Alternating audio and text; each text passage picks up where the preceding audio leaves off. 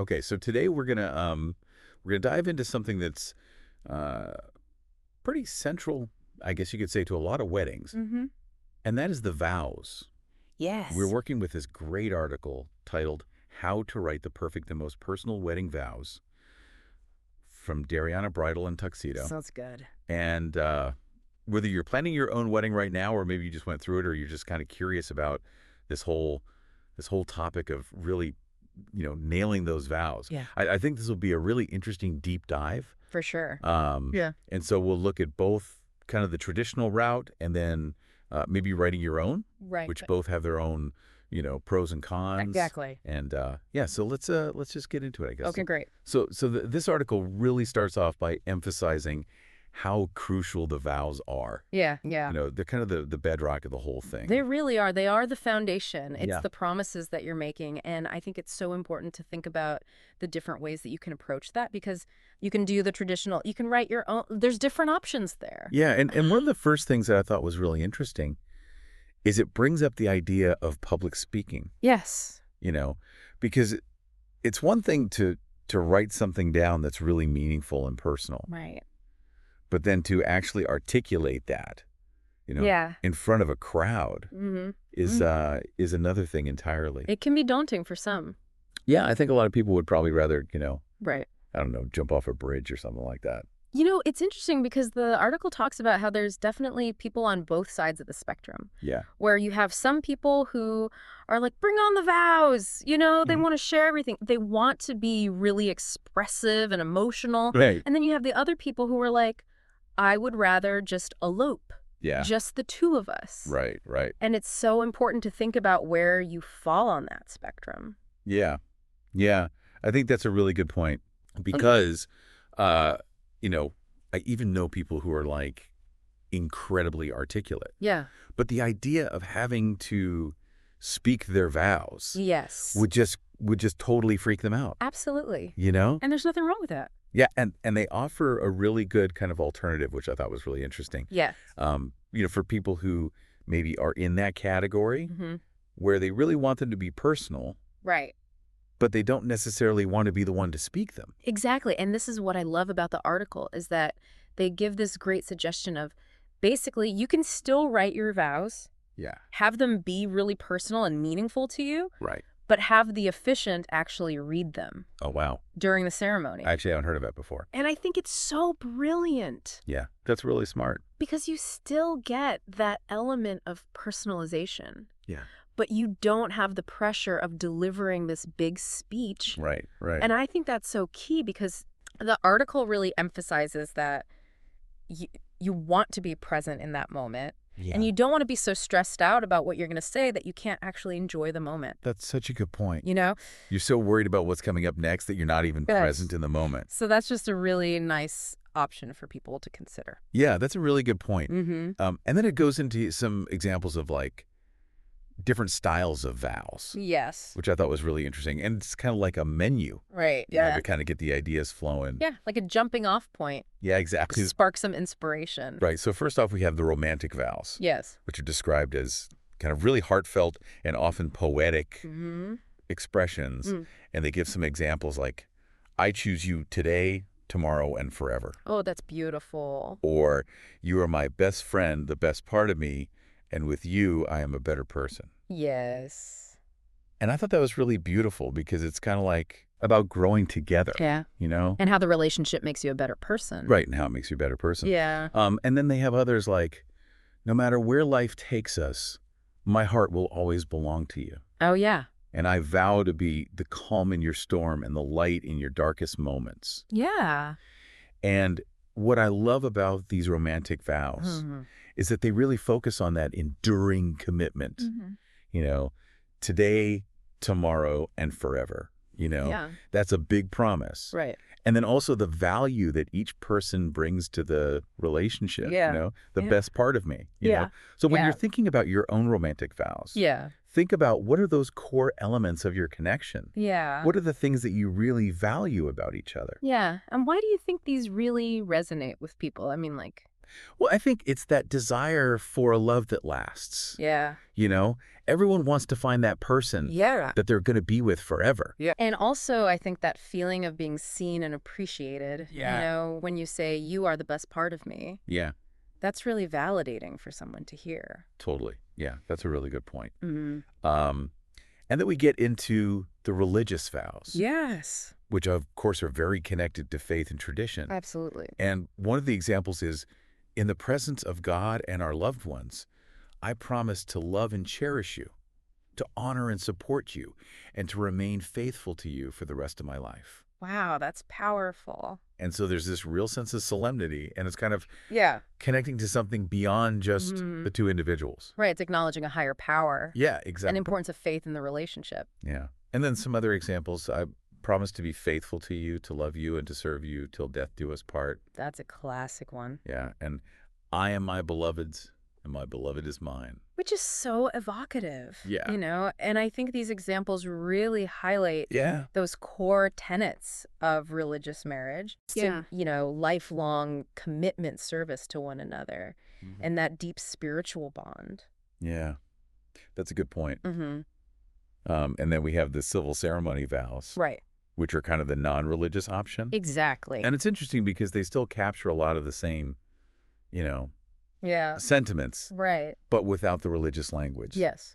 And one example is, with all my heart, I promise to love you today, tomorrow, and always. Beautiful. And then I choose you to be my partner in life. Yeah. I promise to encourage you, laugh with you, and comfort you in times of sorrow. I love that. And I think that one's really powerful. Yeah. Because it's like so grounded in the, the day-to-day reality. It is. It's about that conscious choice to be together. Yeah. And to support each other through everything. Yeah. I take you as you are. Yeah.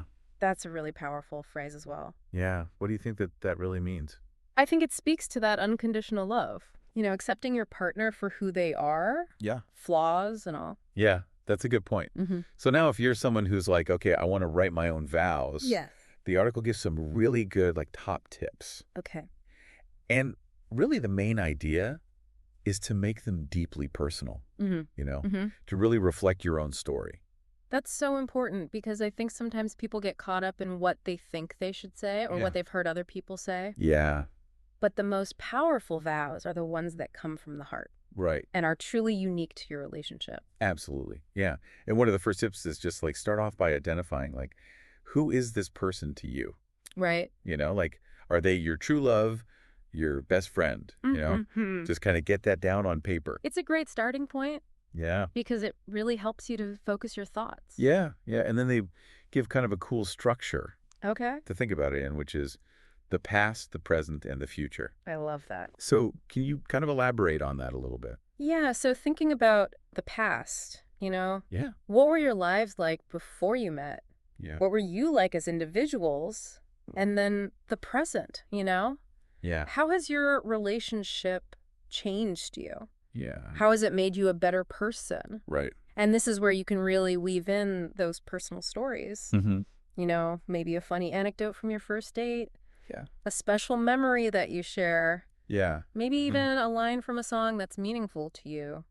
Or an inside joke. Yeah. Something that gives your guests a little glimpse into your relationship. Right. Right. And do you see that in relationships in general? Absolutely. Do you see that kind of playing out naturally? I think it's inherent in the way we form bonds. Yeah. We start as individuals, we come together. Yeah. And then we create something new.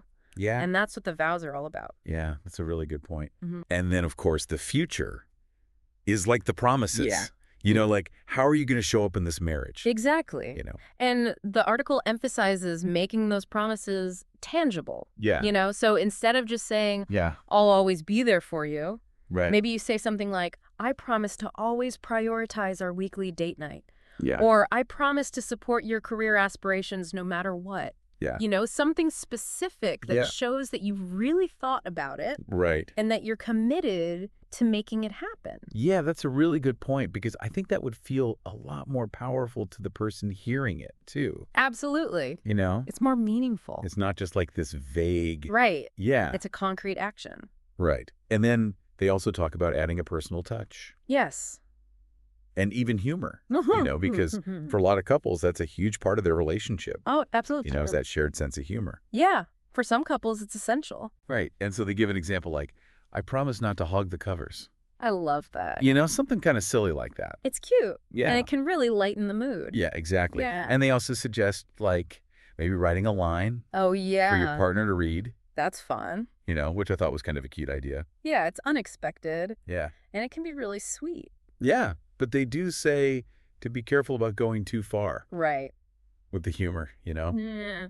Yeah, especially in a religious ceremony. Especially if it's a more traditional religious ceremony Yeah. where they suggest maybe incorporating your favorite scripture or something like that Right. instead. Which I think is a beautiful way Yeah. to add that personal touch. Yeah, that's a really good point. Yeah. And then, of course, they talk about the importance of gratitude, Yes. you know, really acknowledging what this person has brought to your life. Absolutely. And then that unwavering support, you know, That's key. like the for better or worse Mm-hmm. element. Through thick and thin, Right. you know? Yeah. That's what marriage is all about. Right. And then they remind us of those classic endings like, as long as we both shall live, or all the days of my life. Yeah. You know? Which I think are so beautiful. Yeah. And I think that really conveys that sense of like, we're in this, Yeah. you know? It's forever. Right. It's not a temporary thing. Exactly. This is a lifetime commitment. Yeah.